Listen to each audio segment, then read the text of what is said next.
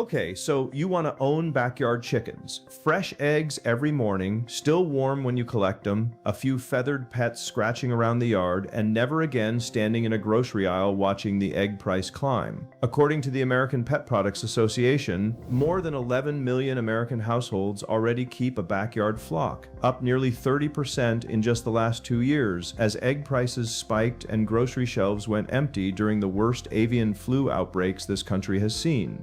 It sounds like the simplest, cheapest hedge against the next egg shortage you'll ever make. It is not.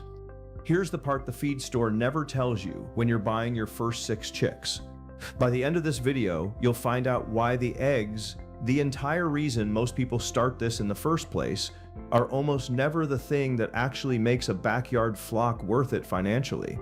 You'll see the exact math on how many eggs it actually takes to break even on a single bird, and why most backyard keepers never get there. You'll understand the one word every experienced chicken owner uses to describe the day a hawk, a raccoon, or a stray dog finds an unlocked coop, and why it happens to almost everyone eventually, not just the careless. And you'll know, by the time this is over, whether keeping chickens is actually the cheaper egg you think it is, or a small, ongoing hobby that happens to occasionally pay you back in breakfast. So what does it actually cost to get a flock started? According to first-year cost modeling from backyard poultry researchers, a typical starter flock of 4 to 6 hens runs somewhere between $700 and $1,900 in the first year, averaging around $1,115.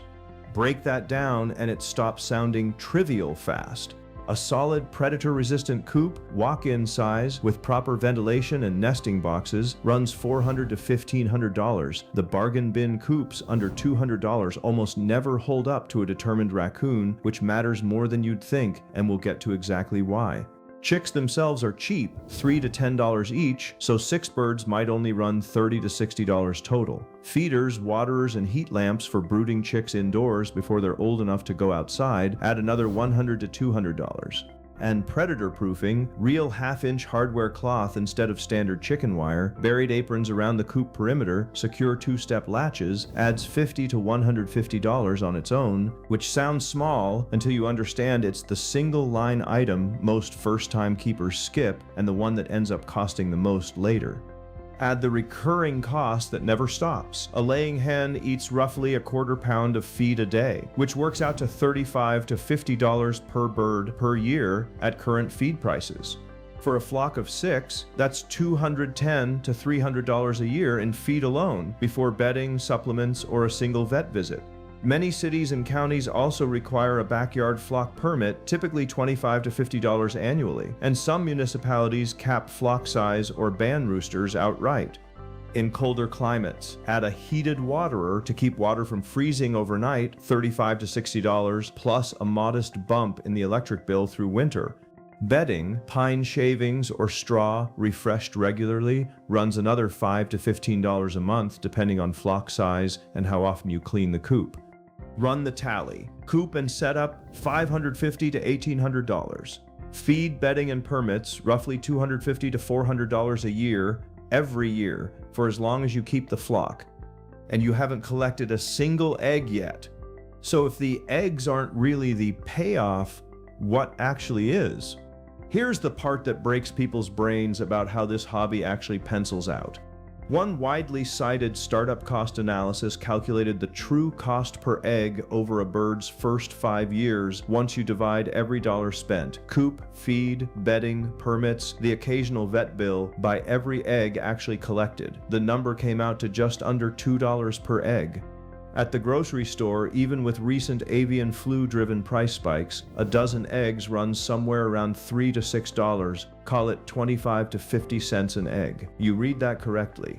On pure dollars and cents, backyard eggs are roughly 4 to 8 times more expensive than the ones sitting in the refrigerated case at the store you were trying to avoid.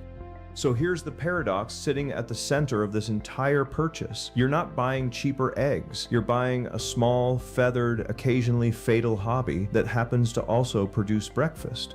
And once you accept that the eggs were never the real return, the actual value becomes a lot clearer. It's food security that doesn't depend on a supply chain, a flock that keeps laying whether or not the next avian flu outbreak empties the store shelves again. It's the entertainment and stress relief owners consistently report in surveys worth something even if it doesn't show up on a spreadsheet. And for the keepers who do turn a profit, it's rarely from replacing their own grocery bill, it's from selling the surplus.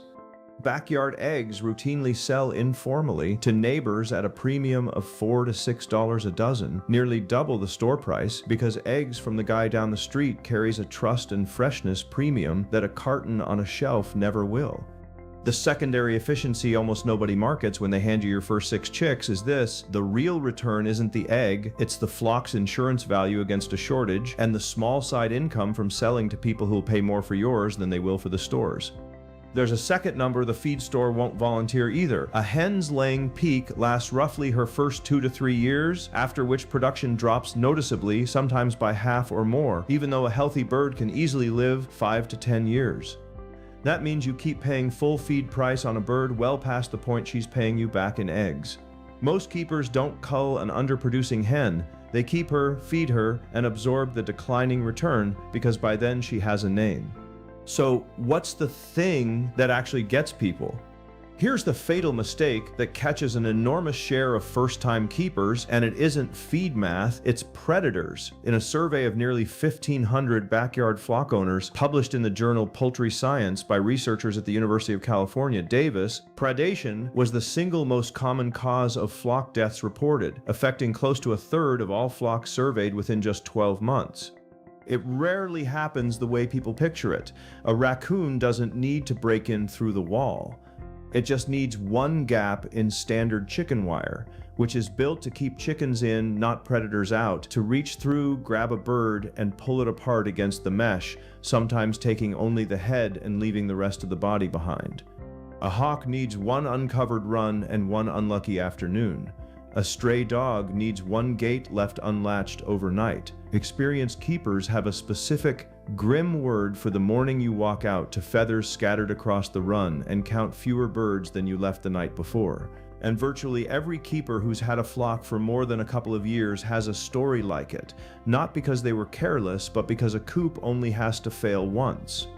This is the specific physical threat. The $6 chick at the feed store never comes with a warning label for the birds you've already fed, housed, and covered in startup costs for months can be gone in under 60 seconds. And the only real defense is spending the money on real hardware cloth and real latches before the first predator ever tests them, not after. Is this getting safer to raise or riskier? There's a bigger force sitting above every individual coop in this country, and it's one no backyard keeper controls at all. The H5N1 outbreak that's been moving through American poultry since 2022. According to USDA Animal and Plant Health Inspection Service data, highly pathogenic avian influenza has now been confirmed in well over 1,700 flocks, both commercial and backyard, across nearly every state in the country, and the agency's surveillance program actively monitors backyard birds specifically, not just commercial operations. Here's what that means in practice, and it's the part that should genuinely worry anyone with a flock. Under federal and state animal health law, a single confirmed positive test in a backyard flock triggers a mandatory quarantine and mandatory culling of every bird on the property, healthy or not. This isn't hypothetical. State veterinary officials have ordered entire backyard flocks destroyed within days of a single positive test result, regardless of coop quality, biosecurity, or how many birds in the flock were actually showing symptoms. A perfectly predator-proofed, perfectly maintained flock offers zero protection against this. The virus doesn't come through a gap in the fencing, it comes from contact with wild waterfowl droppings tracked in on a boot, or through a wild bird landing near an open-air run for 30 seconds. That's the part that makes this genuinely different from the predator risk in the last section. Predator loss is a threat you can meaningfully engineer against with the right hardware.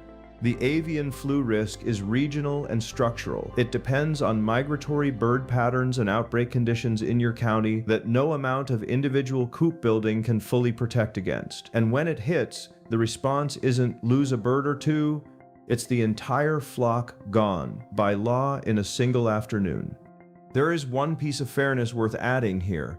USDA does maintain an indemnity program specifically covering backyard flocks. A simplified agreement exists for flocks of 500 birds or fewer that pays fair market value for the birds that get culled, typically arriving as a direct deposit within a few weeks of the claim. It softens the blow.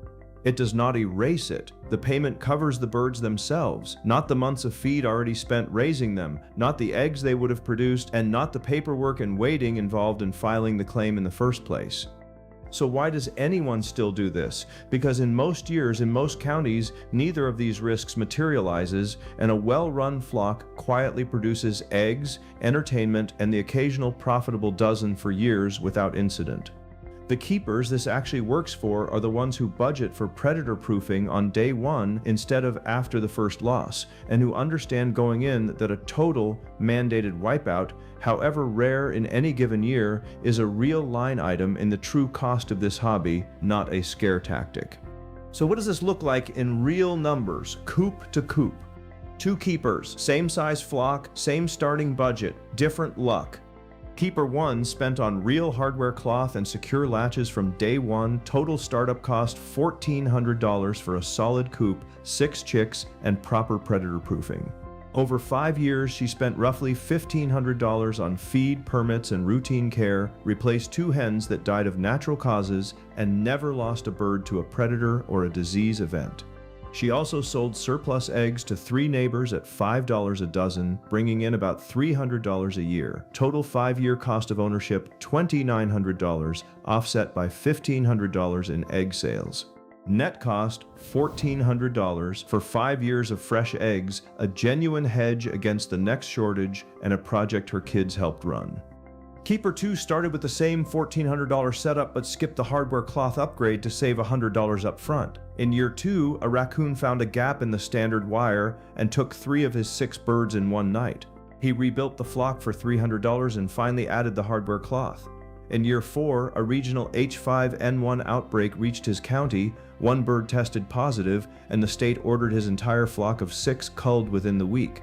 USDA's backyard indemnity program paid him roughly $180 in fair market value for the birds, welcome, but nowhere near what he'd spent feeding and housing them. He restarted a 3rd time at another $400 minus the indemnity payment. Over 5 years, his total cost of ownership, roughly $2,720, close to what Keeper 1 spent, except he had 2 mass loss events, restarted his flock twice, and sold far fewer eggs along the way, bringing in barely $100 total.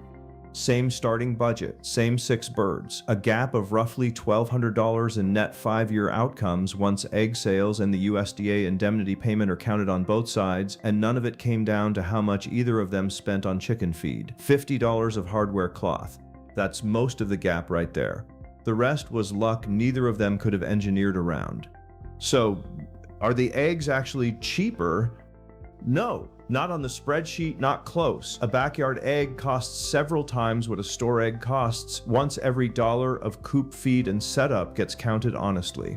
But picture that coop again, the chicks you started with, now full-grown hens, scratching in the run while you collect eggs, still warm from the nest. That part of the picture is real too, and for the right keeper, it holds up for years. Hardware cloth intact, no positive test ever reaching the county. The coop keeps the eggs coming. The predator decides how long. The feed store sells you the birds. It never sells you the insurance. You decide.